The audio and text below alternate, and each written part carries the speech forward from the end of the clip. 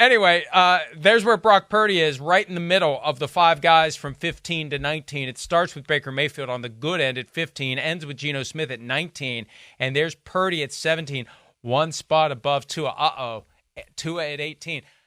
Did you have to go through some stuff once you told the world you had Tua at 18? Still going through it. Still getting tweets. There's still like, what does he got to do, right? What does he got to do to get into the top 10 and all of that? And, like, people throw stats out of me, and, like, I want to be like, hey, stats don't mean crap for this list. I'm not here reading stats. Anybody that'll put up good stats for the Miami Dolphins.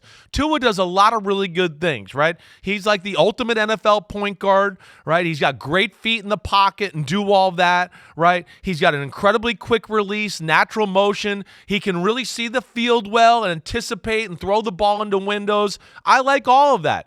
You can't be a top 10 quarterback, though, if you're a top 5 problem for your team when it becomes big-time football in December and January. I'm sorry. That's like a baseline comment just to squash the people hating me on social media and all that is where I would go right there. You can't go into a playoff game and go, I wonder if our superstar quarterback, who I think's the best, can throw the ball on an out route tonight in the cold or the wind. Right? Can he make a big throw in a big moment when the guy's not wide open? Does that say top 10 quarterback? Of course not. Come on, everybody. Stop. He's real damn good. I get that. But not to the point to where, like, a franchise should be, like, laying down everything for him. And we still have questions about him overall, especially in those gritty, tough, weathery football games. I think that's my, bottom line there with Tua. But he's doing a lot of good things, and he continues to get better. And it's not to say he can't climb up the list. Purdy is similar along those lines. Really good, right? For a smaller guy, he's tough in the pocket. He does make more plays with his legs than we realize, right? He's very good that way. It is a very slow release.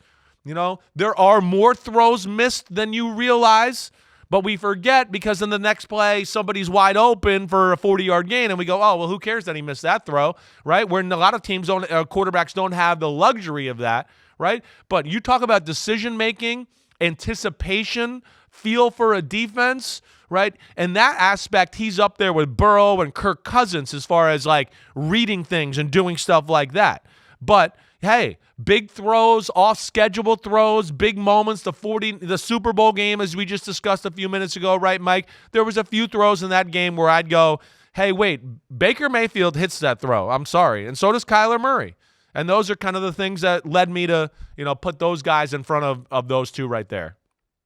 I want to say one thing before we go to break, because I see the reaction to the things we say about Tua from the Dolphins fans who are split into two camps, and I don't know how big each camp is. I'd say there are more Tua lovers than there are Tua skeptics among Dolphins fans, but there are definitely Tua skeptics among Dolphins fans who realize he's limiting how far the team can go.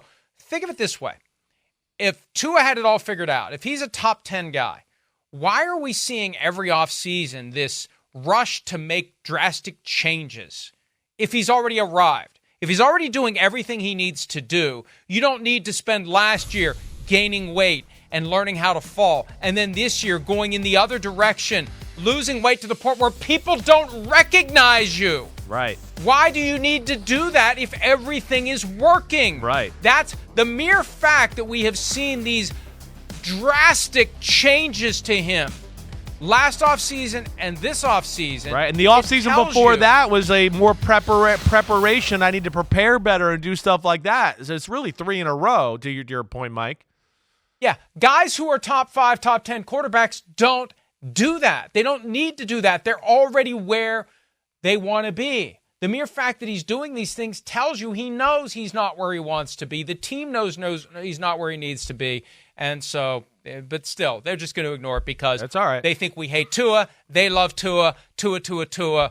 That's fine. That's your choice, and we'll see if the organization ultimately agrees and gives him the contract he's looking for. Hi, it's Mike Florio. Thanks for watching PFT on YouTube. Hit subscribe for the latest news and analysis from Pro Football Talk.